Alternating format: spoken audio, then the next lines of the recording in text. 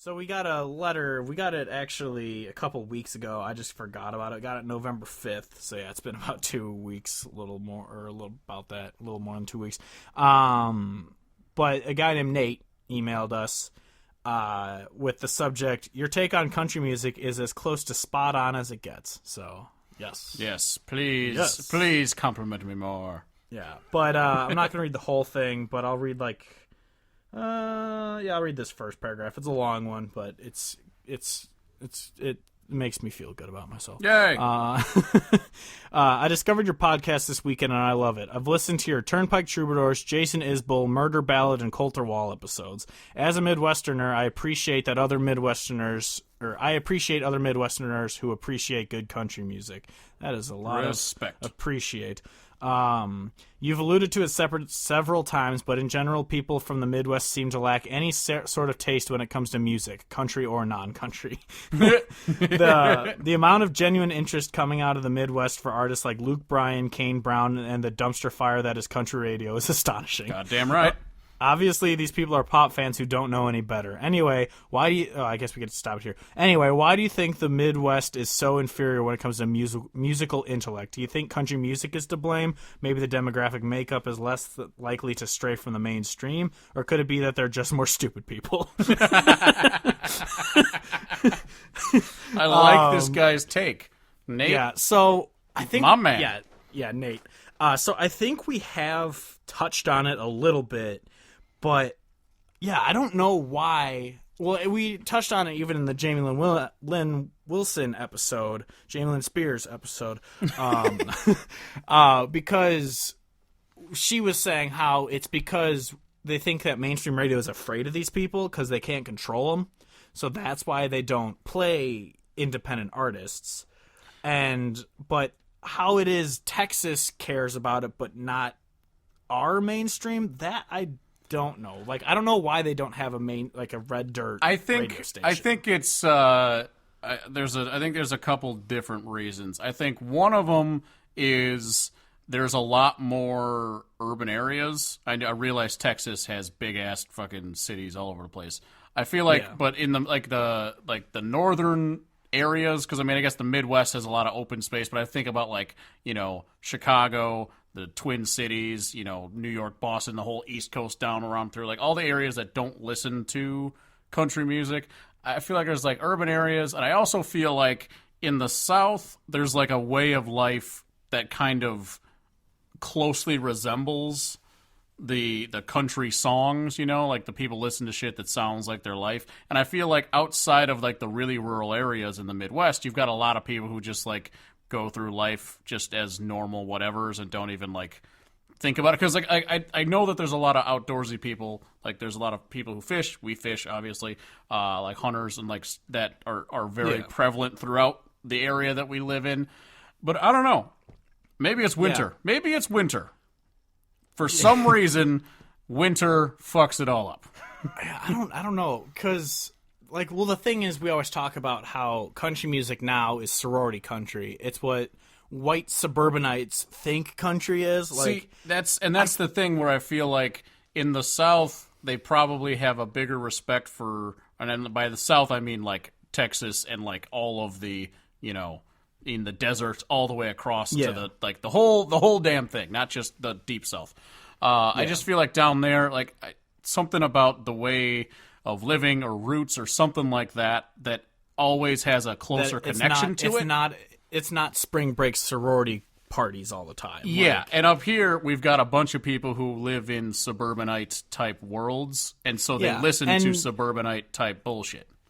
And that's the thing. I remember on Instagram someone posted a comment, I think it was on one of our things, saying how it's just a bunch of rich white kids who play country boy dress up. A concert is their excuse to wear an American flag shirt and cowboy boots. They go over the top, or the ripped off flannel sleeveless shirts. Yes, you see it at Country Thunder. Every other person is that person. It's the over the top. They'd never wear anything related to that ever. Maybe 4th of July just to do it kind of thing. Yeah, and then he goes, but people like us are the people who are strapping on the boots and doing that every day. And I was like, well, to be honest, that you and I, we're from suburban-ish areas, and we both now work white-collar jobs. I am only from suburban areas when it suits my cause, because I also claim very heavily that I am from a small town. You are from a very small town. You are from a very small town. But I say both, depending on the argument. You're close enough to Chicago that you have Chicago. Yeah. But the thing is that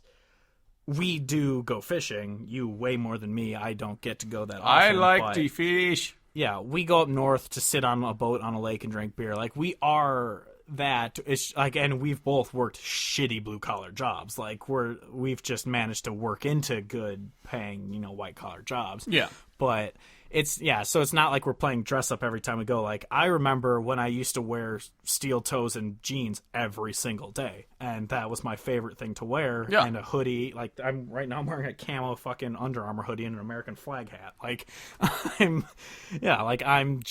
that's just how I dress, and that's how I act. And so, yeah, when I go to a concert, it's not me playing like, now I care about America. Like, look at me now. Yeah. Like, I'm not that person pretending to be like, oh, I don't know what a cane pole is, but let's sing about it. Yeah, and I feel like another thing is, like, I feel like it's kind of like a chicken or the egg argument with the radio. Like, is it that there's a lot of young people out here who don't know about good music because the radio doesn't play good music, or is it because they have shitty taste so the radio's playing them what they want?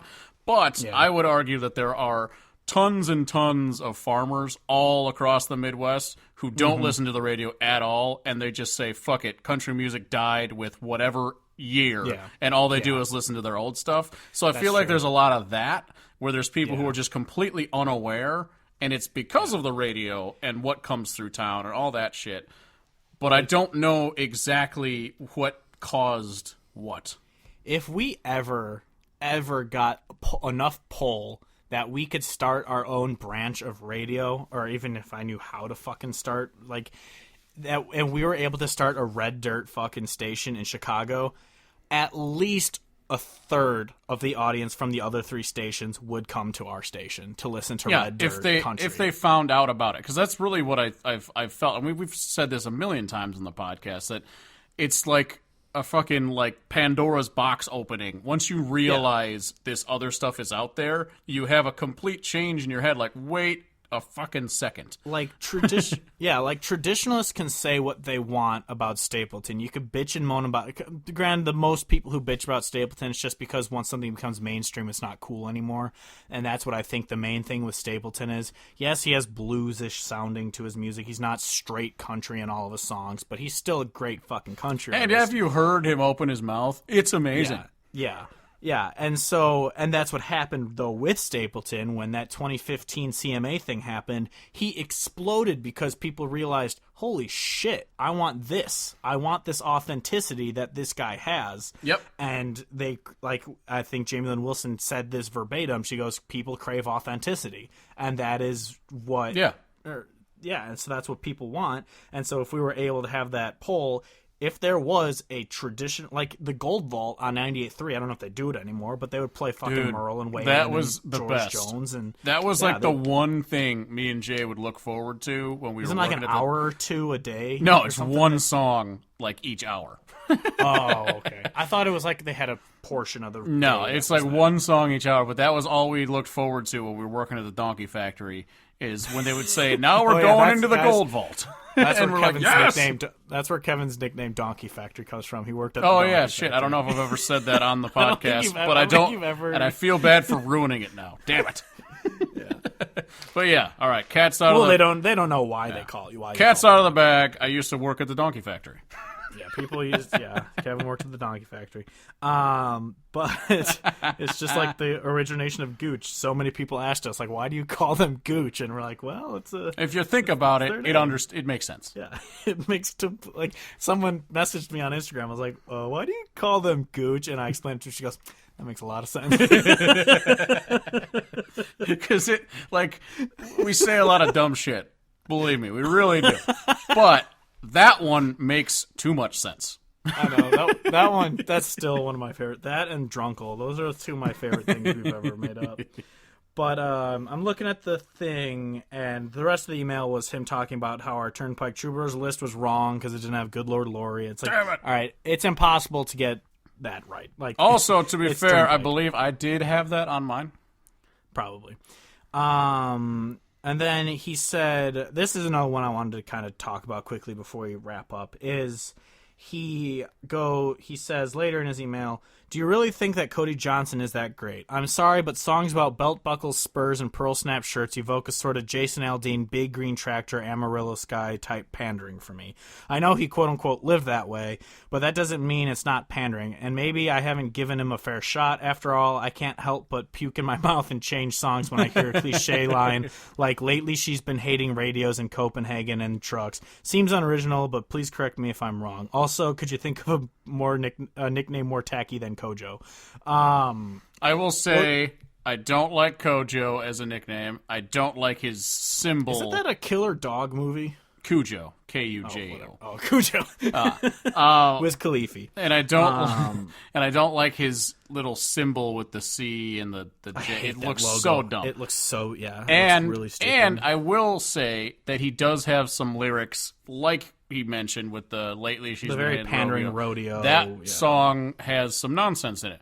But is that the Deer Rodeo song? No, that's the fucking the she's me and my kind. That's what that is. Oh yeah. She don't care for me and my. Yeah. She's just over me and my kind. Or whatever. I would.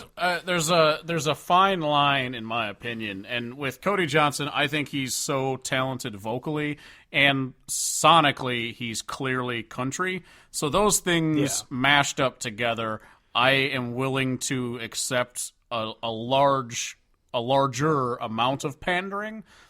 Yeah. Also, because he's got a lot of songs that aren't just about rodeos that I can just skip. Like if I'm all rodeoed out, I just skip them and go to something else. And that's what I was going to lead into is the fact that he has songs like Holes, like even with You I Am, it is a little hokey, but it is a good love song. Yeah, and he's got a lot of. I feel like he's got a lot of good love songs. He's got some murder ballads. You know, he's shakes it all up. Like songs like Grass Stains, I'm not huge on. No, I really dislike that song. Yeah, but yeah, he does have the little corniness, like, well, because wasn't he a rodeo champ or something? I remember we talked about it on his episode. Yeah, I don't know. But I don't know what that's what his giant belt buckle is. Yeah, I was gonna say because I don't know what his accolades. I don't know how long he was in the rodeo, but simply because of that, I would say the dude is allowed to release rodeo songs, like as many as he wants. That'd be like getting mad at George Strait for exactly rodeo songs. But I'm not saying that it's not pandering in the literal sense of the word pandering. However, it's not pandering the way that Jason Aldean sings about rodeos because that motherfucker don't know what rodeos are. Yeah. And I don't know why, it just also reminds me of people. I remember seeing this comment on some article where someone was bitching about Aaron Lewis because all of his songs are like sad songs, and he's like, what does he have to be sad about? I'm like, he's an artist. That's what he sings about. Yeah. Is every song supposed to be about? Like, I used to be instained. Like, he doesn't have to have every song be that. Like, I really wish he would release the "I used to be instained" song. Like, I don't get why people like. It's an authentic sound, and his songs have meaning behind them. So yeah, of course, Kojo is gonna release like songs that relate to him. Yeah, and that's what I was gonna say next was like because we brought up. During the Mike and the Moon Pies episode about how he's got a lot of songs, Mike Moon Pie and the Moon Pies.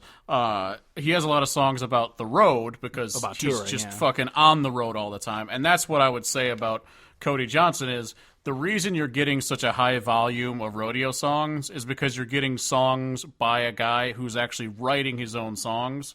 And so he's writing about what he knows how to write about. And I'm not going to fault anyone for not wanting to listen to his music because you're allowed to fucking listen to whatever the hell you want. I don't really care. Yeah, it's just funny because he's so country, really. He genuinely is. Yes. But like I remember seeing, I think Aaron posted it. It was a quote that someone else posted where it's like Cody Johnson's the Applebee's of Texas country or something like that, where he's kind of he's commercialized.